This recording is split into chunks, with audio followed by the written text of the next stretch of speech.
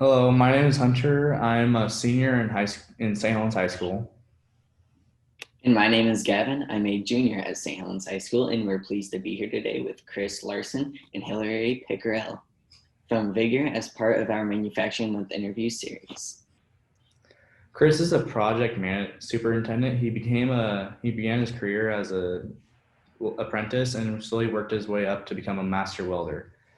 In fact, Chris became one of the team six that is called by Vigor and is promoted twice. He's been promoted twice since been an apprentice, and he is now a project superintendent in the aerospace division in Swan Island.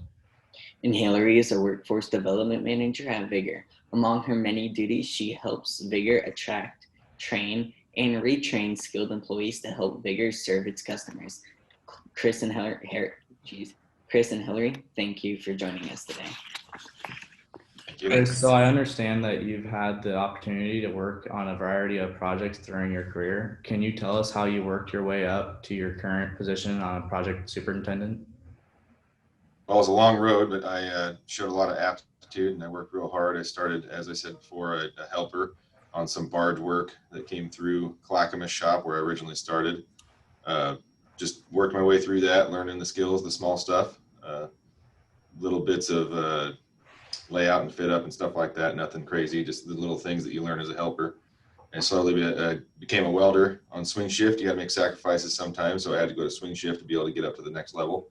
I spent 2.5, 3 years on swing shift, was able to prove my worth and made myself to day shift as a welder.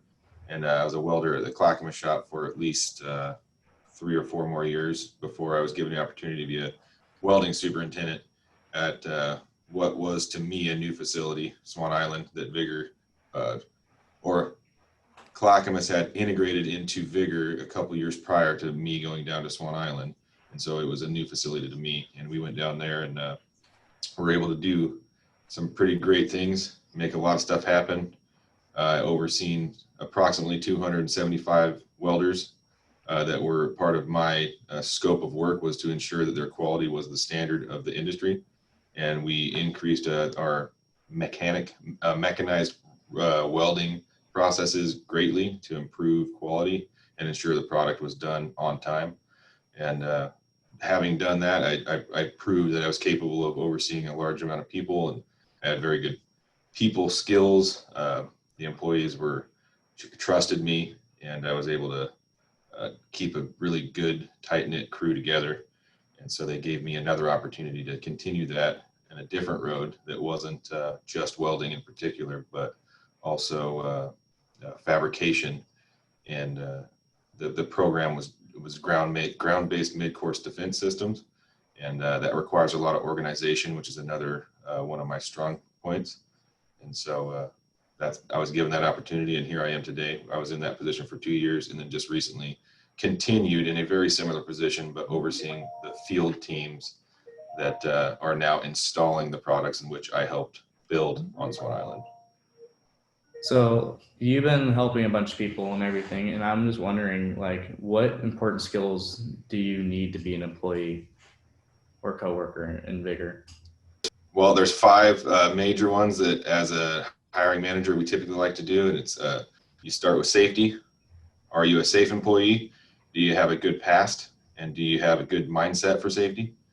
Skill, are you capable of accomplishing the task in which we are planning on hiring you? Communication, are you willing and able to communicate with your direct supervisors and any direct reports you might have and your coworkers? Can you do that in a even keel type of fashion that allows you to safely and calmly communicate and get across what you need to? And also communication another way is also receiving input, allowing people to communicate with you. And then it's safety, skill, communication, attitude. Do you have the attitude, which is attitude goes a long ways in different ways, right? Are you on time? Are you a person that wants to be there? Are you willing to do whatever it takes to help the progress of a project and succeed? And then the last one, safety, skill, attitude. I'm going to lose it because I didn't write my notes down. Safety, skill, attitude, communication, and Oh, that last one. You're not gonna be able I to think don't, of it either, are you? I say it in every one of these too. This is like the seventh interview I've done, and I forget it. Uh, I can't remember that last one. I'm sure it'll come up to me. Let's move on to the next question. All right. And then what like advice do you give high school students who are interested in vigor?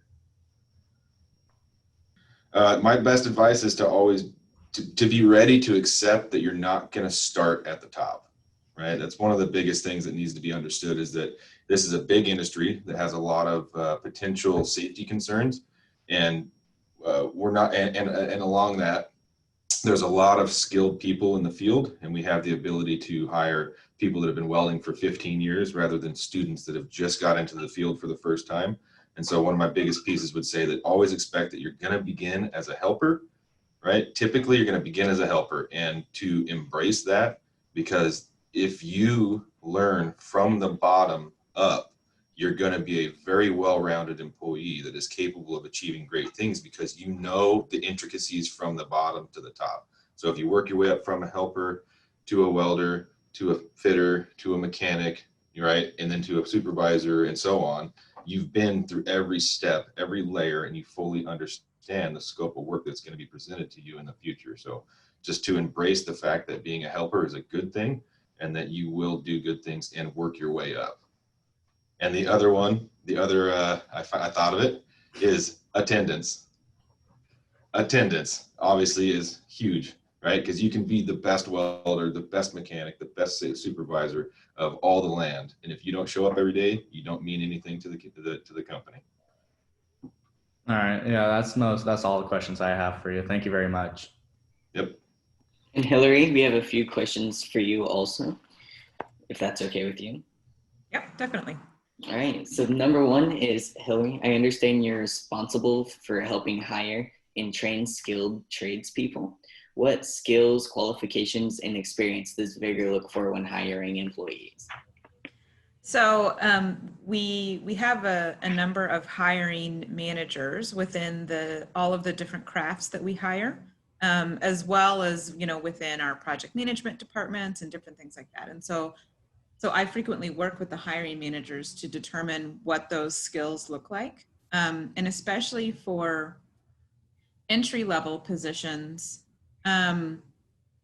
we really look for candidates that have at least some base level of skill or exposure within the specific craft that they're applying for, and that they show an aptitude for learning, that they show some initiative in terms of kind of what they want to do with themselves, some motivation and kind of who they are and what their work is.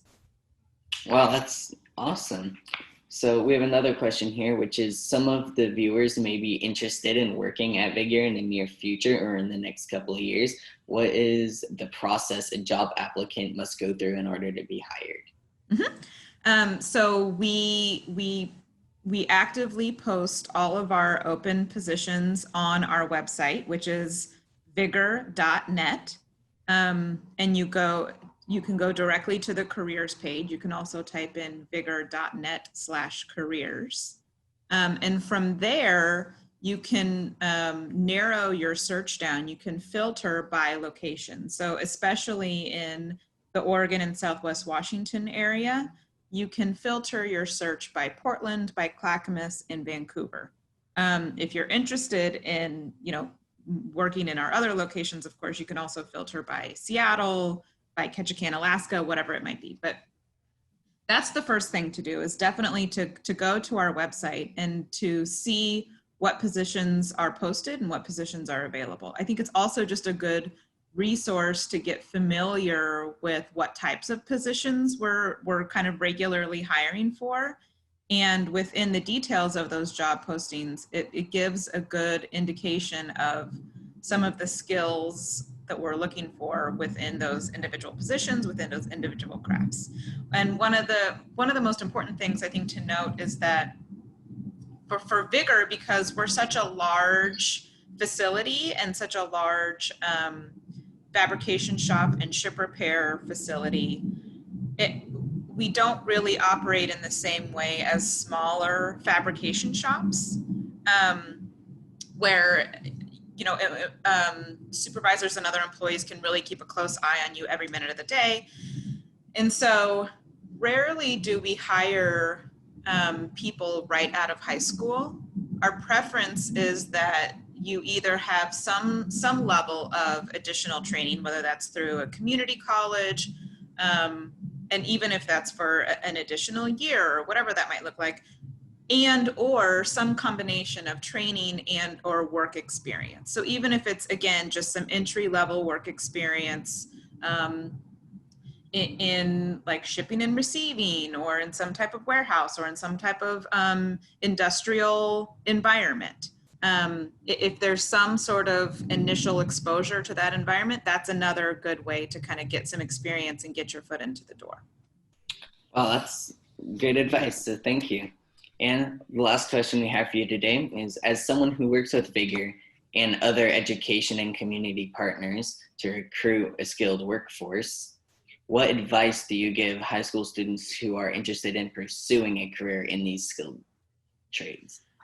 So it's a little bit similar to, I think, what Chris was touching on, which is, one, I think, to recognize that having a career in the trades is really valuable, really promising, and can really provide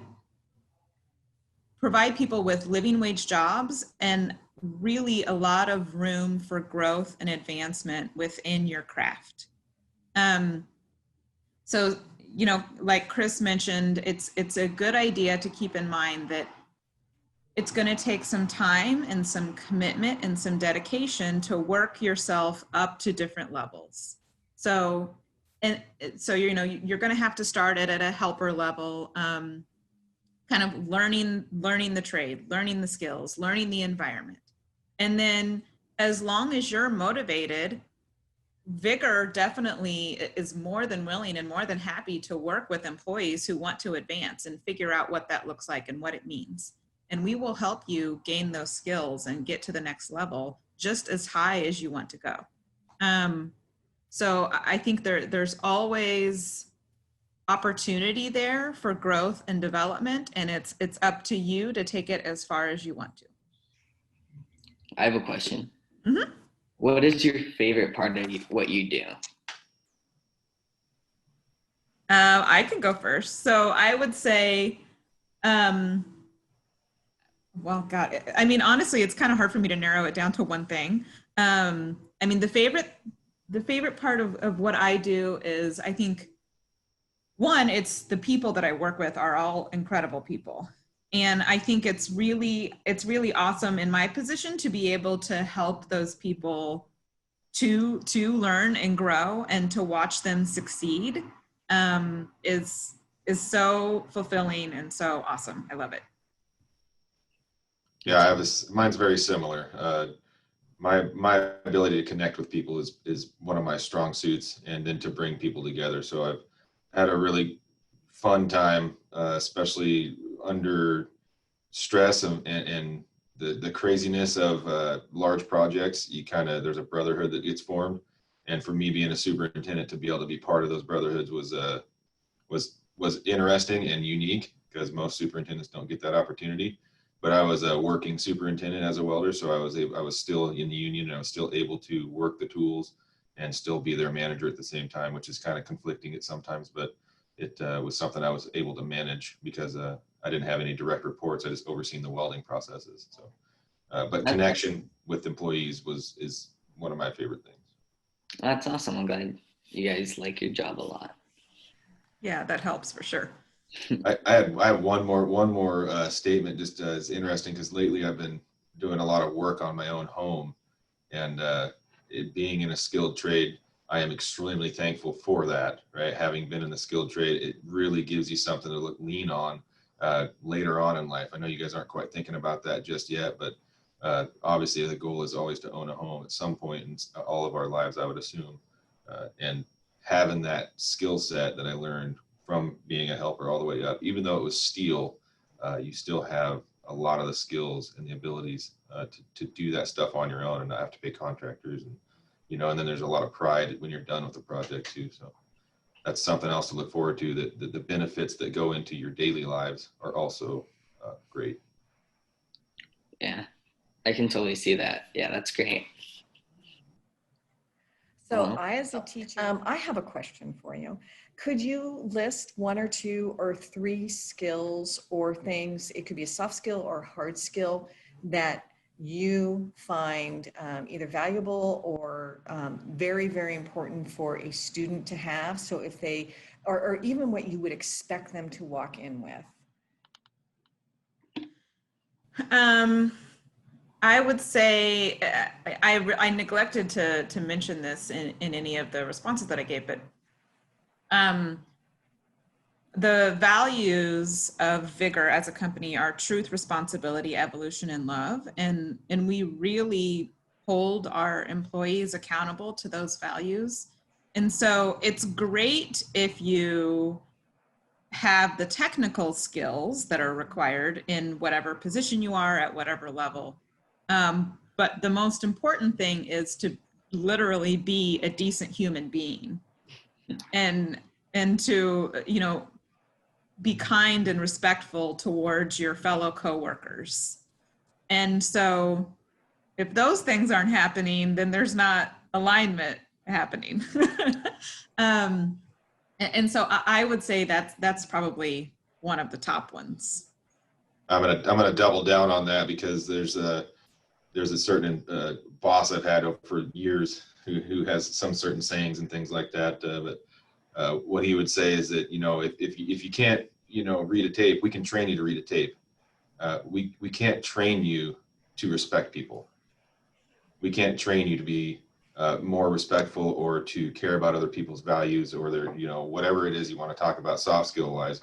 It's a lot harder to train those things into you, because typically they've been ingrained through your entire life, and it's going to take some serious work on that employee's part to do that. Whereas reading a tape measure, we can go stand there with you for a couple hours and boom, you're going to be able to read a tape measure. We can train that into you. And so the soft skills is a pretty darn important thing to walk into that interview process and knowing that you're confident that your soft skills are up to speed and that you value others around you and you value everybody and are respectful. So doubling down on that for sure. For answering all of the questions. Yeah. Hunter. Thank you Well, too. Chris and Hillary, thank you again for speaking with us today as part of the Manufacturing Month series. It has been great to learn more about your work at Vigor, as well as the skills and experiences you look when hiring employees. And if you're interested in learning more about Vigor, check out their website at vigor.net. Thank you for watching. I hope you enjoyed this conversation with Chris and Hillary, and we wish you all a great manufacturing month. Have a great day.